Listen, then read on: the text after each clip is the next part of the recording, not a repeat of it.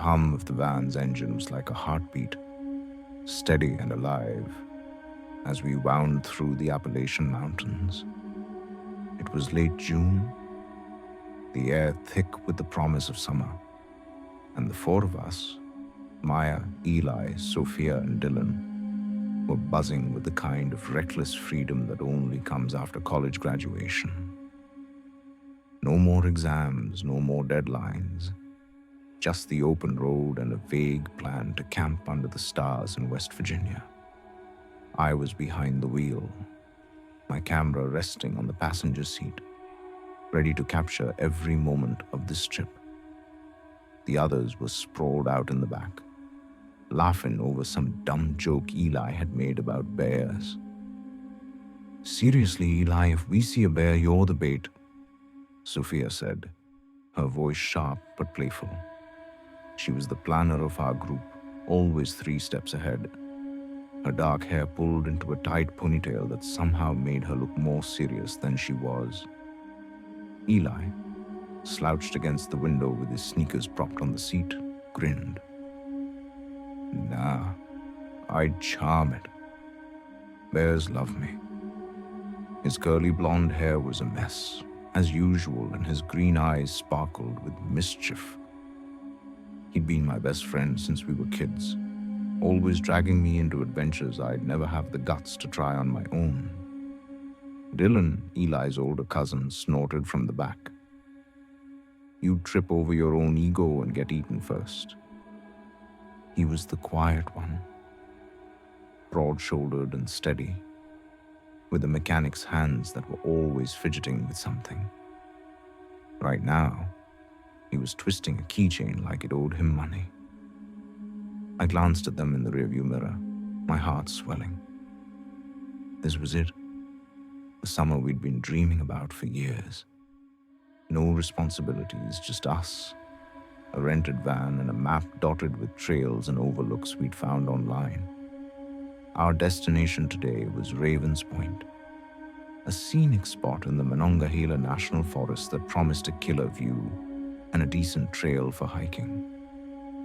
Sophia had mapped it out, of course, with her usual precision. But we'd already agreed to take it slow, stop wherever looked cool, and soak it all in. The road twisted through dense forests, the trees so tall they seemed to lean over us, their branches knitting a canopy that dappled the sunlight. Every now and then we'd pass a crumbling barn or a rusted sign, relics of a world that felt 1,000,000 miles from Pittsburgh. It was beautiful in a raw, untamed way. But there was something about the silence out here that made my skin prickle. Maybe it was just the contrast to the city noise I was used to. "We need gas soon," Sophia said, glancing at her phone. "There's a station about 10 miles in a place called Hollow Creek. Looks like a small town." "Cool, let's stop there," I said, adjusting my grip on the wheel. "Maybe they've got snacks." "I'm starving." Eli leaned forward, poking his head between the front seats. "Bet they've got some weird local candy, like maple syrup jerky or something gross." Sophia muttered, but she was smiling. The sign for Hollow Creek appeared sooner than expected, half hidden by overgrown vines. Hollow Creek, 2 miles. The road narrowed, and the forest seemed to close in tighter, the air growing heavier. I shook off the unease, chalking it up to too many horror movies. We pulled into the gas station, a squat building with 2 ancient pumps and a flickering neon sign that read, "Hensley's Fuel and Goods." A bell jingled as we stepped inside, the air smelling of stale coffee and motor oil. An older woman stood behind the counter, her gray hair tied back in a loose bun. Her name tag read, Clara. She looked us over with sharp blue eyes like she was sizing us up. "You folks passing through?" she asked, her voice raspy but kind. "Yeah, just heading to Ravens Point," I said, grabbing a bag of chips from a nearby rack. "Need some gas and snacks." Clara nodded. but her expression tightened. Stick to the main roads, you hear? Some of these back roads, they ain't safe for outsiders. She paused, glancing out the window. Especially at night. Eli raised an eyebrow, clearly amused. What, like haunted roads? Clara didn't smile. Just watch yourselves. Things go missing out there. Her words hung in the air, and I felt a chill that had nothing to do with the AC.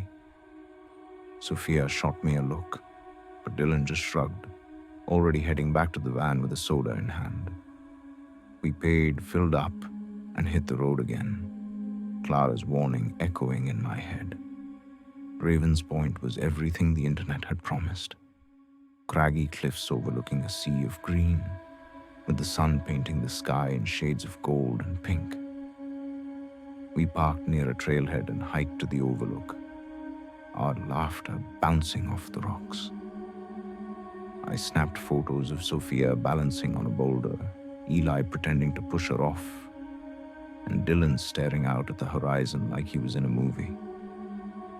It was perfect. The kind of moment you want to bottle up and keep forever. But then we found the campsite.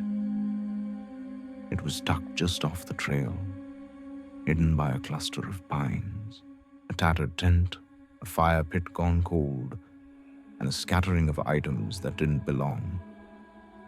A torn journal, its pages fluttering in the breeze, a single child's shoe, scuffed and abandoned, a cracked water bottle. I picked up the journal, my fingers brushing the weathered cover. The handwriting inside was frantic. Words like "the ridge" and "they're watching" scrawled across the pages. Creepy, Eli said, peering over my shoulder. What's the ridge? No idea, I said, flipping through the entries. One line stood out. They take you if you stay too long. Sophia frowned. Probably just some hiker's prank. Let's head back before it gets dark. But as we turned to leave, I noticed something else. A black SUV parked down the road, half hidden by the trees. It hadn't been there when we arrived. I nudged Eli, and he squinted at it, his grin fading. That's weird. Think someone's out here with us. Dylan's jaw tightened. Let's go. We started back toward the van, the journal heavy in my backpack. The forest felt different now, the shadows longer, the air thicker. Then we heard it. A low, rhythmic crunch, like footsteps in the underbrush. I froze, my heart pounding. In the distance, a figure stood among the trees, too far to make out details, but close enough to know they were watching us. Maya, Sophia whispered, her voice tight. The van. I followed her gaze. The van was right where we'd left it, but something was wrong. The tires, every single one, was slashed, rubber sagging against the gravel. My stomach dropped. We were stranded, and the figure in the woods was moving closer. The air felt heavier as we stood by the van, the slashed tires staring back at us like a bad omen. The forest around Ravens Point, so vibrant just an hour ago, now seemed to pulse with a quiet menace. The figure in the woods was gone, swallowed by the trees, but I could still feel their eyes on us. My hands shook as I clutched the journal from the abandoned campsite.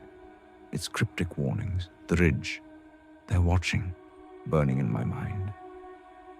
We can't stay here, Sophia said, her voice low but firm. She was already digging through her backpack, pulling out a map she'd printed before the trip. No signal, no tires, no help. We need to move. Eli kicked a rock, his usual bravado replaced by a tense scowl. Move where? We're in the middle of nowhere, Soph. That creep's probably still out there. Dylan crouched by the van, inspecting the damage. This wasn't random, he said, his voice steady but edged with anger. The cuts are clean, deliberate. Someone wanted us stuck. I glanced at the darkening trail, my camera hanging uselessly around my neck. The gas station's our best bet. Hollow Creek's what, a couple miles back? Maybe Clara knows a mechanic. Or maybe she's the one who sent that guy to slash our tires. Eli muttered, half joking but not entirely. Sophia shot him a look. Paranoid much? Let's just go. We're wasting daylight. We grabbed what we could carry, water, snacks, the journal, and started walking. The gravel road crunched under our feet, the sound too loud in the eerie silence. The forest loomed on either side, shadows shifting in the fading light. Every snap of a twig made my heart lurch, and I kept glancing over my shoulder, expecting to see that figure again. Eli walked close to me, his usual swagger subdued, while Dylan took the lead, his broad frame a small comfort. Sophia kept checking her map, muttering about landmarks that didn't seem to match the road. Hollow Creek appeared after what felt like hours, though my watch said it was barely 30 minutes. The town was even quieter than before, its main street lined with weathered storefronts and sagging porches. A single streetlight flickered, casting long shadows that seemed to move when I wasn't looking. The gas station's neon sign was off now, but Clara's truck was still parked out front, so we headed there first. Inside, Clara was wiping down the counter, her sharp eyes locking onto us the moment we walked in. "Back so soon?" she asked, her tone unreadable. "Thought you kids were headed to Raven's Point?" "Our tires got slashed," Dylan said bluntly, setting his backpack on the floor. "Know anyone who can help?" Clara's expression didn't change, but her hands paused mid-wipe. "Slashed, you say? That's unusual." She glanced out the window, then back at us. "You see who did it?" "No," I said, shifting uncomfortably. "But we saw someone in the woods." Watching us, Clara's lips pressed into a thin line. "Told you to stick to the main roads. This town, it's got its own rules. You'd best be careful who you trust." Eli leaned forward, his voice sharp. "What's that supposed to mean? You know something about this?" Clara didn't flinch. "I know enough to keep my nose out of trouble. There's a diner down the street, Millies. Ask for Amos. He's got a tow truck. Might help you out. But don't go wandering off. Not after dark." Her words sent a chill down my spine, but we didn't have much choice. We thanked her and headed to Millie's. A squat building with peeling paint and a handwritten sign that read, "Open till late." The diner was nearly empty. Just a couple of locals nursing coffees and a waitress who barely looked up from her phone. We slid into a booth, the vinyl seats creaking under us, and ordered coffee to stay awake. My hands were still shaking, and I kept the journal tucked inside my jacket, its weight a constant reminder of the weirdness we'd stumbled into. A man approached our table before we could even sip our drinks. He was lean, maybe in his 40s, with weathered skin and eyes that seemed to see right through us. His flannel shirt was stained with grease, and a faint scar ran across his jaw. "Heard you folks need help," he said, his voice low and gravelly. "Name's Amos." Sophia explained our situation, her tone cautious but polite. Amos nodded, leaning against the booth. "I can tow your van, but it'll take a day to get new tires. Hollow Creek ain't exactly a hub for auto parts." He paused, his gaze flickering to the window. "Where'd you say you parked?" "Raven's Point Trailhead," Dylan said. "You know it?" Amos's eyes narrowed slightly. "Yeah, not a good place to linger." He scribbled something on a napkin and slid it to Sophia. "Meet me at the garage tomorrow, 8 a.m. sharp. And don't go back to that trail tonight. You won't like what you find." Before we could ask what he meant, he walked away, disappearing through a back door. I exchanged a look with Sophia, who was already pulling out her phone, trying to get a signal. "This place is giving me the creeps," she whispered. "We need to figure out what's going on." While Dylan and Eli debated whether to trust Amos, I slipped away to the diner's bulletin board, hoping to find a payphone or a ride out of town. Instead, I found something else. A faded flyer about missing hikers, dated 2 years ago. The names were unfamiliar, but the location caught my eye. Ravens Point. My stomach twisted as I read the details. 3 college students, last seen camping near the trail. No trace ever found. I snapped a photo with my camera, my hands trembling. Back at the table, Sophia had spread out her map, circling Hollow Creek.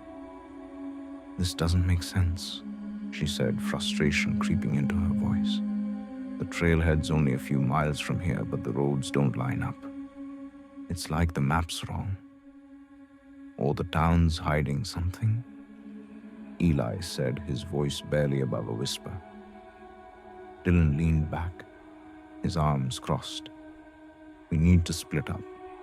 Sophia and I will head to Amos's garage, see if he's legit.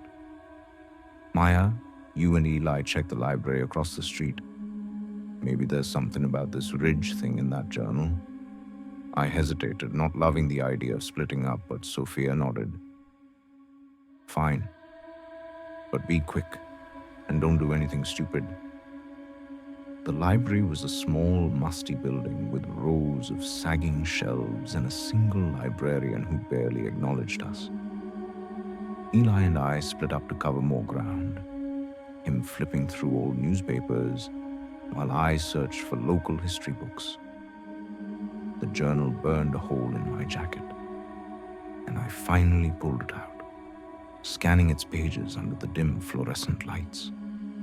The entries were disjointed, written by someone named Lila, who'd come to Hollow Creek on a hiking trip. "The ridge is alive," one page read. "They guard it. They'll never let you leave," my breath caught as I found a folded map tucked inside the journal. It was hand-drawn, marked with a red X labeled The Ridge. The location was deep in the forest, past Ravens Point, in an area the official maps didn't show. I called Eli over, showing him the map, but before he could say anything, the librarian appeared behind us, her face pale. "You need to leave," she said, her voice shaking. "Now." "Why?" Eli asked, stepping forward. "What's wrong?" She glanced at the map, then at the door. "You're asking questions you shouldn't. Get out before they find you." The door slammed open before we could respond, and 2 men stepped inside, burly with hard eyes and work boots caked in mud.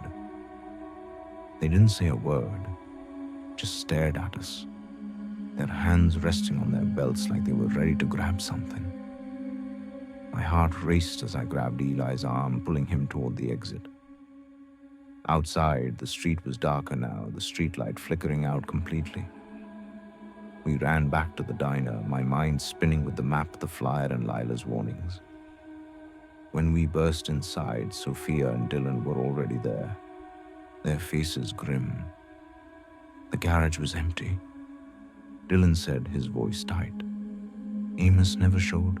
Sophia held up her phone, showing a grainy photo she'd taken at the garage.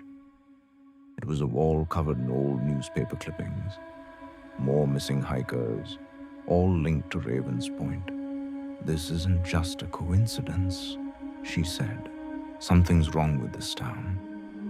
Before we could process it, a blood-curdling scream echoed from the woods beyond the diner, sharp and desperate, cutting through the night like a blade. We froze, staring at each other, the air thick with dread. Amos was gone, the town was closing in, and something, or someone, was out there waiting.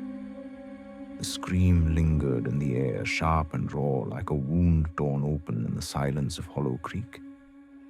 It came from the woods beyond the diner where the streetlights didn't reach, and the trees seemed to swallow the moonlight. My heart pounded as I gripped the edge of the table. My eyes locked on Sophia, Eli, and Dylan. The diner's fluorescent lights buzzed overhead, casting harsh shadows on their faces. Sophia's wide-eyed fear, Eli's clenched jaw, Dylan's steady but tense stare out the window. The other patrons, a grizzled man at the counter and the waitress, barely flinched, as if screams in the night were just part of Hollow Creek's rhythm. "We need to go," I whispered, my voice barely audible over the thudding in my chest. The journal, still tucked inside my jacket, felt heavier now, its cryptic warnings about the ridge burning in my mind. "They take you if you stay too long." Lila's words echoed, and I couldn't shake the image of the hand-drawn map with its red X, pointing to a place no official map acknowledged. "Go where?" Eli hissed, his usual bravado fraying. "Our van's trashed, Amos ditched us, and now someone's screaming out there. This town's a freaking trap." Sophia clutched her phone, the photo of the garage's newspaper clippings still on the screen. "We can't just sit here." That scream, it sounded human. What if someone needs help? Dylan shook his head, his hands balled into fists. "Or it's a lure to get us out there." Clara warned us. The librarian freaked out. "This place isn't right. We need a plan, not a rescue mission."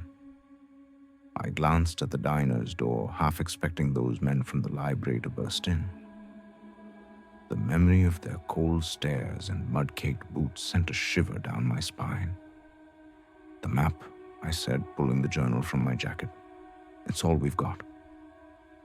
It shows the ridge, and Lila wrote about it like it's the key to whatever's going on. If we can find it, maybe we can figure out why this town's so messed up." Sophia frowned, unfolding her own map to compare. "You're suggesting we go deeper into the woods? After everything we've seen?" "I'm suggesting we don't have a choice," I said, my voice steadier than I felt. "We're stranded. No signal. No van. The ridge might have answers, or at least a way out." Eli leaned over, studying the journal's map. "This X is past Ravens Point, maybe 5 miles. Rough terrain, but we could make it on foot. Assuming we don't get jumped first." Dylan sighed, rubbing the back of his neck. "Fine. But we stick together, and we move fast. No hero crap."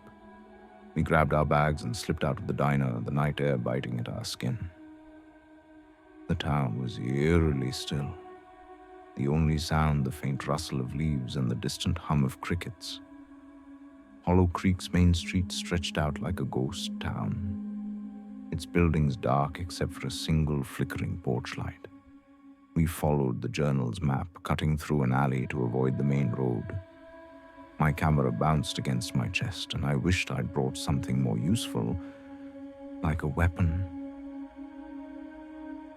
The trail to the ridge was unmarked, just a faint path weaving through dense pines and jagged rocks.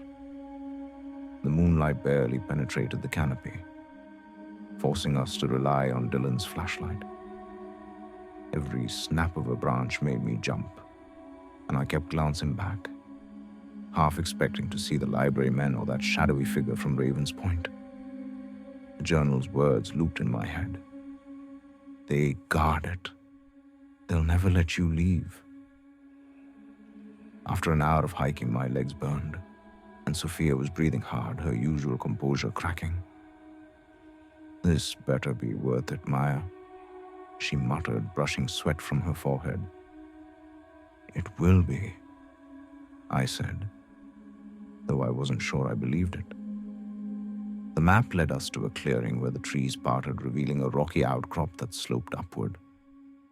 At its peak stood a dilapidated cabin, its windows boarded up, its roof sagging like it was ready to collapse.